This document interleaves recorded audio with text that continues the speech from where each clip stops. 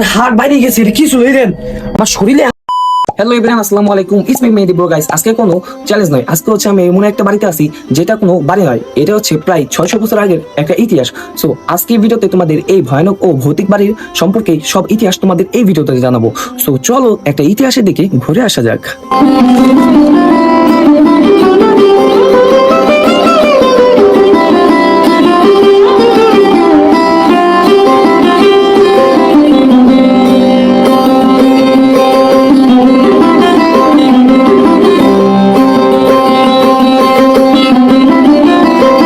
আর এই রাজবাড়ির যে কারিগর ছিল, ডিজাইন কারিগর, সে তার নাম হচ্ছে আব্দুল আব্বাস। আর সে কিন্তু সেই কালীন প্রায় 500 বছর আগে অনেক নাম করা একজন ডিজাইন কারিগর ছিল।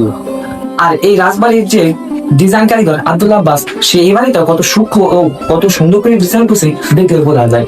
এখানে যে কত সুন্দর নকশা দেখতেছেন, মানে এই সুন্দর করে ডিজাইন আজকালকার লোক কিন্তু এত সুন্দর ডিজাইন ও এই ঐতিহাসিক ডিজাইন করতেই পারে না। আর দেখাইতেছি সামনে আসলো আরো এই যে এখান থেকে পার হইলে সুন্দর একটা দেখা যায়, যেটা হচ্ছে মানে আসার সময় লোক ছিল। বাট এখানে তারা কিভাবে যে মানে এত ছোট একটা জায়গায় যে তারা কিভাবে পার হইতো, but I don't know.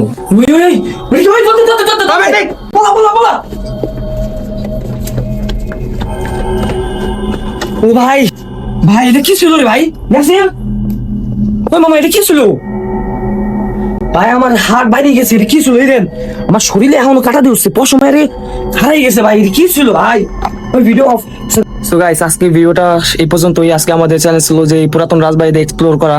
So guys, আমাকে আজকে ভিডিওটা কমপ্লিট। কিন্তু গাইস, আমাদের সাথে যে ভয়ানক ঘটনা ঘটছে ভাই, এই জিনিসটা আমি কোনোদিন বলবো না ভাই। ইয়াসিন, তুই কি সত্যি ভয় পেয়েছিস? জি, অনেক ভয় পাইছি আমি।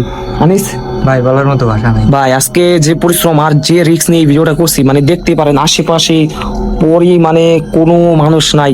যাই হোক গাইস, আজকে ভিডিওটা এই পর্যন্তই। বাই।